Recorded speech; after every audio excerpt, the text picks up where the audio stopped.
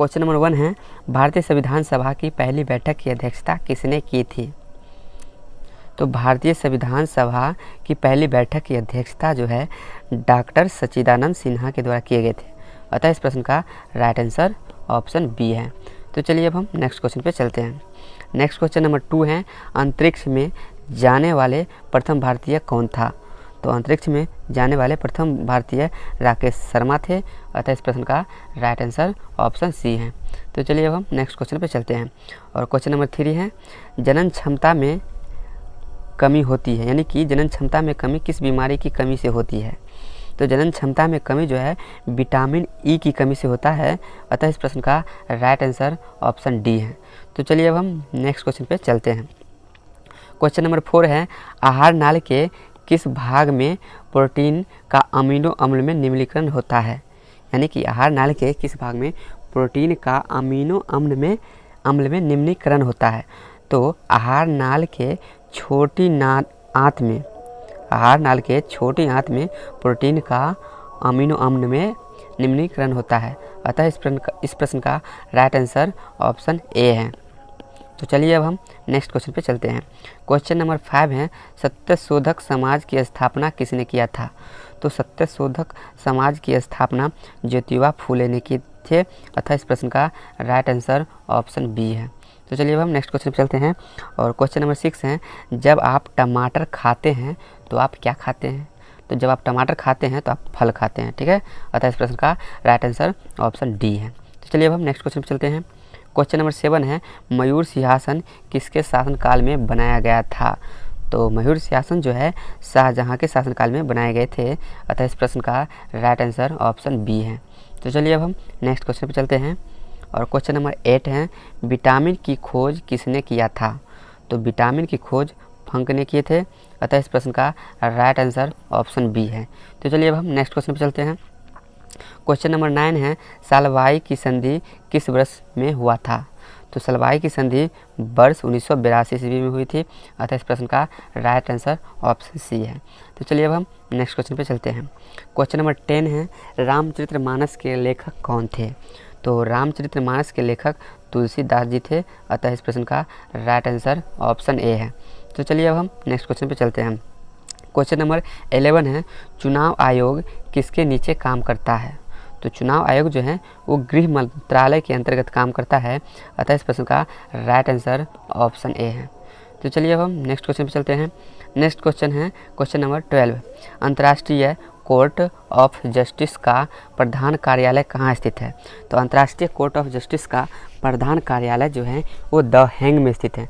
अतः इस प्रश्न का राइट आंसर ऑप्शन डी है। तो चलिए अब हम नेक्स्ट क्वेश्चन पे चलते हैं। और क्वेश्चन नंबर 13 है, भूमि अपरदन की रोकथाम संभव है? यानी कि इनमें से किस प्रकार आप लोग भूमि अपरदन में रोकथाम कर सकते हैं?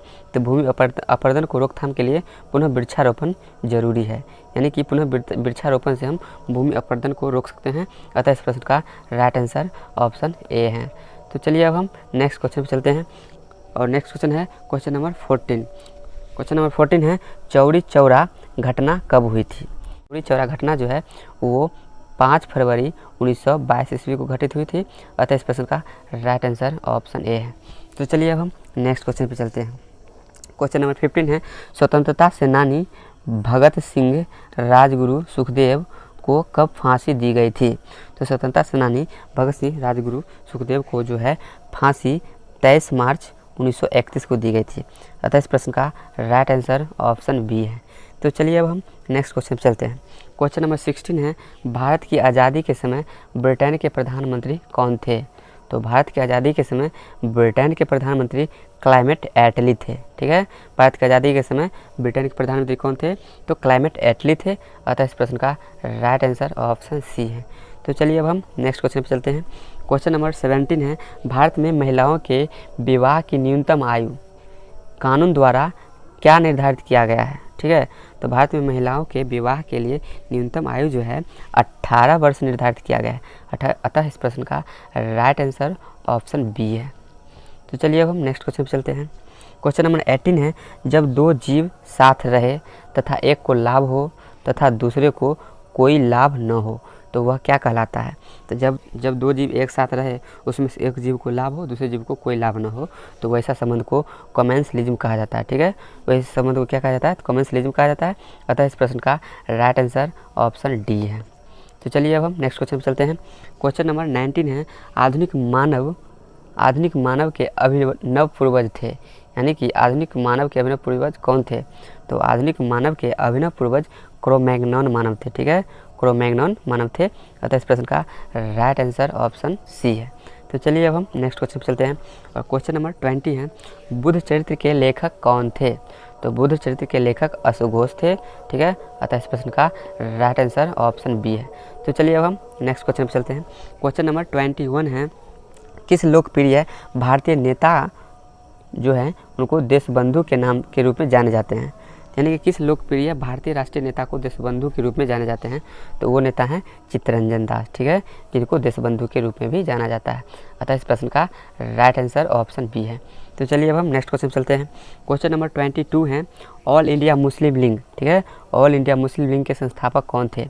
तो ऑल इंडिया मुस्लिम लीग के संस्थापक नवाब सलीमुल्लाह खान थे। ठीक है, ऑल इंडिया मुस्लिम लीग के संस्थापक कौन थे? तो नवाब सलीमुल्लाह खान थे।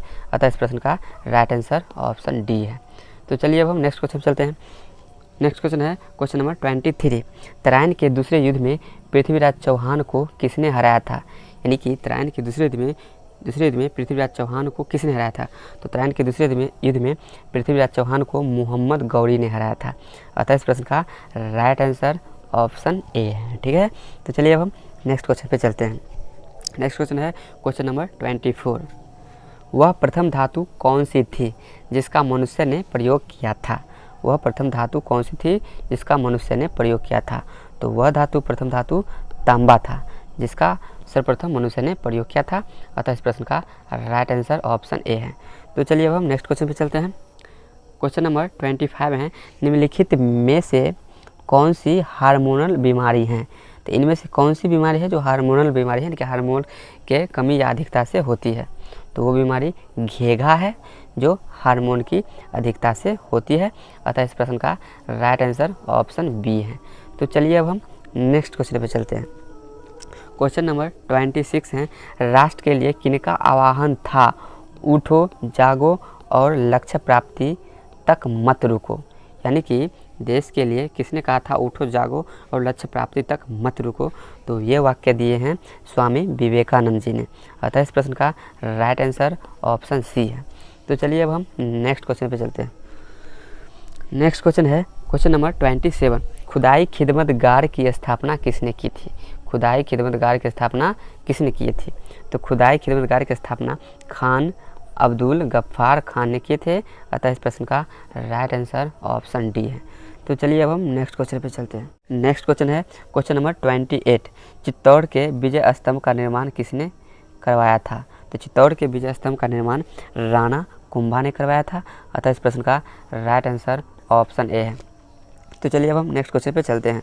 क्वेश्चन नंबर 29 है, किस विटामिन को हार्मोन भी कहा जाता है? तो विटामिन डी को जो है हार्मोन भी कहा जाता है। अतः इस प्रश्न का राइट आंसर ऑप्शन सी है। तो चलिए अब हम नेक्स्ट क्वेश्चन पे चलते हैं। क्वेश्चन नंबर 13 है, पुनरुद्भव मिलता है, यानी कि पुनरुद्भव का गुण किस जीव में मिलता है? तो पुनरुद्भव का गुण जो है वो प्लैनेरिया में मिलता है। अतः इस प्रश्न का राइट आंसर ऑप्शन डी है। तो चलिए अब हम नेक्स्ट क्वेश्चन पे चलते हैं। क्वेश्चन नंबर 31 है, नागरिक अवज्ञा आंदोलन किस साल में गांधी जी द्वारा शुरू किया गया था? तो नागरिक अवज्ञा आंदोलन जो है गांधी जी के द्वारा 1930 ईस्वी में शुरू किया गया था। अतः इस प्रश्न का राइट आंसर ऑप्शन बी। तो चलिए अब हम नेक्स्ट क्वेश्चन पे चलते हैं। क्वेश्चन नंबर 32 है, पश्चिमी घाट के उत्तरी भाग को किस रूप में जाना जाता है? तो पश्चिमी घाट के उत्तरी भाग को सह्याद्री के नाम से भी जाना जाता है। अतः इस प्रश्न का राइट आंसर ऑप्शन ए है। तो चलिए अब हम नेक्स्ट क्वेश्चन पे चलते हैं। क्वेश्चन नंबर 33 है, मानव की उत्पत्ति किस युग में हुई? तो मानव की उत्पत्ति जो है प्लायोसीन युग में हुई थी। ठीक है, अतः इस प्रश्न का राइट आंसर ऑप्शन सी है। नेक्स्ट क्वेश्चन है क्वेश्चन नंबर 34, भारत कोकिला किसे कहा जाता है? यानी कि भारत कोकिला के रूप में किसे जाना जाता है? तो भारत का कोकिला लता मंगेशकर को कहा जाता है। अतः इस प्रश्न का राइट आंसर ऑप्शन ए है। तो चलिए अब हम नेक्स्ट क्वेश्चन पे चलते हैं। क्वेश्चन नंबर 35 है, भारत के राष्ट्रपति हमारे संविधान के किस अनुच्छेद के अधीन आपातकाल की घोषणा कर सकते हैं? तो हमारे राष्ट्रपति जो हैं अनुच्छेद 352 के अधीन जो हैं भारत में आपातकाल की घोषणा कर सकते हैं। अतः इस प्रश्न का राइट आंसर ऑप्शन ए है। तो चलिए अब हम नेक्स्ट क्वेश्चन पर चलते हैं। नेक्स्ट क्वेश्चन है क्वेश्चन नंबर 36, भारत में निम्नलिखित में से मुख्य खरीफ फसल कौन सी है? तो इनमें से कौन सी खरीफ फसल है? तो इनमें से चावल खरीफ फसल है, ठीक है। अतः इस प्रश्न का राइट आंसर ऑप्शन ए है, जबकि गेहूं, जौ, सरसों ये रबी फसल है। तो चलिए अब हम नेक्स्ट क्वेश्चन पे चलते हैं। क्वेश्चन नंबर 37 है, सूर्य के प्रकाश से पराबैंगनी विकिरण की क्रिया से क्या उत्पन्न होती है? तो सूर्य के प्रकाश से पराबैंगनी विकिरण की क्रिया होता है तो क्या उत्पन्न होता है?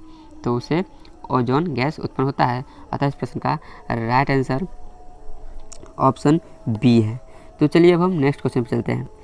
क्वेश्चन नंबर 38 है, किस देश में ज्वालामुखी पर्वत माउंट केटोपॉक्स स्थित है? यानी कि किस देश में ज्वालामुखी पर्वत है माउंट केटोपॉक्स, वो किस देश में स्थित है? तो ये जो है ज्वालामुखी पर्वत इक्वाडोर में स्थित है, ठीक है। अतः इस प्रश्न का राइट आंसर ऑप्शन डी है। तो चलिए अब हम नेक्स्ट क्वेश्चन पे चलते हैं। क्वेश्चन नंबर 39 है, प्रायद्वीपीय भारत की सबसे बड़ी नदी कौन सी है? प्रायद्वीपीय भारत की सबसे बड़ी नदी कौन सी है? तो प्रायद्वीपीय भारत की सबसे बड़ी नदी गोदावरी नदी है, ठीक है। अतः इस प्रश्न का राइट आंसर ऑप्शन सी है। तो चलिए अब हम नेक्स्ट क्वेश्चन पे चलते हैं। क्वेश्चन नंबर 40 है, बांदीपुर नेशनल पार्क कहाँ स्थित है? ठीक है, यानी कि बांदीपुर नेशनल पार्क किस राज्य में स्थित है? तो बांदीपुर नेशनल पार्क जो है ये कर्नाटक राज्य में स्थित है, ठीक है। अतः इस प्रश्न का राइट आंसर ऑप्शन बी है। तो चलिए अब हम नेक्स्ट क्वेश्चन पे चलते हैं। क्वेश्चन नंबर 41 है, डार्विन का सिद्धांत था, यानी कि डार्विन का सिद्धांत क्या था? तो डार्विन का सिद्धांत जो था वो प्राकृतिक चयनवाद था, ठीक है। डार्विन का सिद्धांत प्राकृतिक चयनवाद था। अतः इस प्रश्न का राइट आंसर ऑप्शन बी है। तो चलिए अब हम नेक्स्ट क्वेश्चन पे चलते हैं। क्वेश्चन नंबर 42 है, आर्कियोप्टेरिक्स किनका संयोजक था? ठीक है, आर्कियोप्टेरिक्स किनका संयोजक था? तो आर्कियोप्टेरिक्स जो थे वो सरीसृप व पक्षियों का संयोजक था, ठीक है। अतः इस प्रश्न का राइट आंसर ऑप्शन डी है। तो चलिए अब हम नेक्स्ट क्वेश्चन पे चलते हैं। क्वेश्चन नंबर 43 है, रणथंभौर वन्यजीव अभयारण्य किस राज्य में स्थित है? रणथंभौर वन्यजीव अभयारण्य किस राज्य में स्थित है? तो रणथंभौर वन्यजीव अभयारण्य जो है ये राजस्थान राज्य में स्थित है। अतः इस प्रश्न का राइट आंसर ऑप्शन डी है। तो चलिए अब हम नेक्स्ट क्वेश्चन पर चलते हैं। क्वेश्चन नंबर 44 है, चट्टानों पर रंगीन चित्रकारी सर्वप्रथम किसने की थी? तो किस मानव ने चट्टानों पर सर्वप्रथम रंगीन चित्रकारी की थी? तो वो मानव है क्रे-मैग्नोन मानव, जिसने सर्वप्रथम चट्टानों पे रंगीन चित्रकारी की थी, ठीक है। अतः इस प्रश्न का राइट आंसर ऑप्शन ए है। तो चलिए अब हम नेक्स्ट क्वेश्चन पे चलते हैं। क्वेश्चन नंबर 45 है, मानव का विकास कहाँ हुआ है? तो मानव का विकास कहाँ हुआ है? तो मानव का विकास मध्य एशिया में हुआ है, ठीक है। अतः इस प्रश्न का राइट आंसर ऑप्शन बी है। तो चलिए अब हम नेक्स्ट क्वेश्चन पे चलते हैं। क्वेश्चन नंबर 46 है, एक स्कैनर क्या स्कैन करता है? तो एक स्कैनर जो होता है वो चित्र और टेक्स्ट दोनों को स्कैन कर सकता है। अतः इस प्रश्न का राइट आंसर ऑप्शन सी है। तो चलिए अब हम नेक्स्ट क्वेश्चन पे चलते हैं। नेक्स्ट क्वेश्चन है क्वेश्चन नंबर 47, मानव शरीर के सबसे बड़ी ग्रंथि कौन सी है? तो मानव शरीर के सबसे बड़ी ग्रंथि यकृत होता है, यानी कि लीवर होता है, जिसे जिगर भी कहा जाता है, ठीक है। अतः इस प्रश्न का राइट आंसर ऑप्शन सी है। तो चलिए अब हम नेक्स्ट क्वेश्चन पे चलते हैं। क्वेश्चन नंबर 48 है, बोधि वृक्ष का नाम बताए जिनके नीचे बुद्ध को ज्ञान की प्राप्ति हुआ था? तो गौतम बुद्ध को ज्ञान की प्राप्ति हुआ था पीपल के वृक्ष के नीचे, ठीक है। अतः इस प्रश्न का राइट आंसर ऑप्शन ए है। तो चलिए अब हम नेक्स्ट क्वेश्चन पे चलते हैं। क्वेश्चन नंबर 49 है, इनमें से किस मुनि ने औषधि पर शोध प्रबंध लिखा था? यानी कि इनमें से किस मुनि ने औषधि पर शोध प्रबंध लिखा था? तो वो मुनि थे चरक, ठीक है। अतः इस प्रश्न का राइट आंसर ऑप्शन ए है। तो चलिए अब हम नेक्स्ट क्वेश्चन पे चलते हैं। क्वेश्चन नंबर 50 है, मौर्य वंश का मशहूर राजा बिंदुसार डैश था?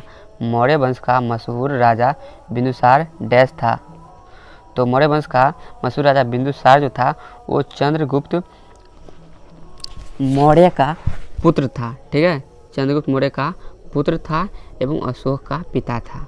अतः इस प्रश्न का राइट आंसर ऑप्शन ए है। तो आप लोगों को ये वीडियो कैसा लगा प्लीज़ मुझे कमेंट करके बताएं। अच्छा लगा लाइक करें, ज़्यादा से ज़्यादा शेयर करें ताकि मैं ज़्यादा से ज़्यादा मोटिवेट हूँ और इसी तरह की अच्छी वीडियो आप लोगों के लिए लाते रहूँ, ताकि आप लोग रेलवे की विभिन्न परीक्षाओं की तैयारी अच्छे ढंग से कर सकें। तो अंत में थैंक यू फॉर